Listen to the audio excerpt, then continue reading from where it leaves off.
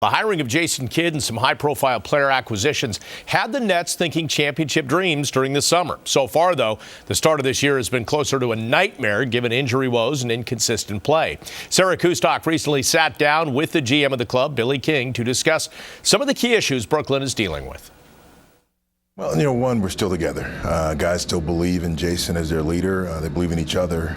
It's been frustrating because, we expect to be winning more games, but injuries have taken a toll a little bit on us because we've asked other guys to do a little bit, but that's not an excuse, it's the reality. But guys are still fighting. We're adjusting on the fly and trying to adjust due to the injuries. Started with Sean Livingston, the point guard. We've asked him to do a lot more, to play a lot more minutes than he probably expected, to do a lot more scoring. The last game you probably saw Joe's minutes increased, point production has gone up, so I think we're going to look to ride Joe a little more until we get the other guys back. And we've asked Paul and Kevin to do a little more of the offensive load. Blatch now is in a starting role, so he's got to do more. And I guess Jason's trying to figure out the guys on the bench. Like Alan Anis has done a good job when he's come off.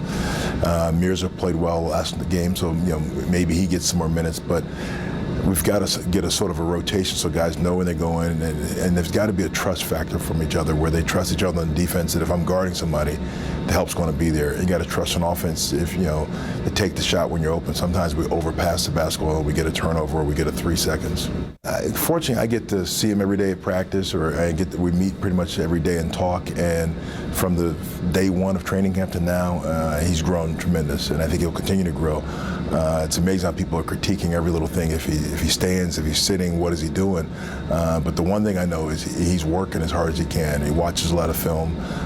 Today he made some adjustments defensively on the pick and roll, made some adjustments offensively. So he is putting as much effort and time into it. So the progress he's made, if he continues at that pace, he's going to be fine. How much does that help, the dialogue between you and him on a daily basis, just going over what's going on, what's happening, and trying to give him some help? Well, I think it helps because we talk about the personnel, we talk about the style of play, and I remind him things that he talked about in the interview process. So it does help, I think, to let him know that he has my support.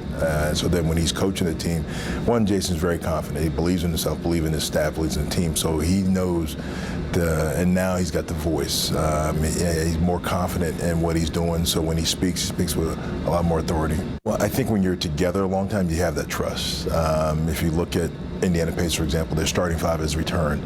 So those guys have confidence and trust. They know what Paul George is going to do defensively and offensively. They know what David West is going to do. That is really what it is. When you play basketball, play any team sport, the longer you're together, you get more of a trust on the court from each other on both ends of the floor.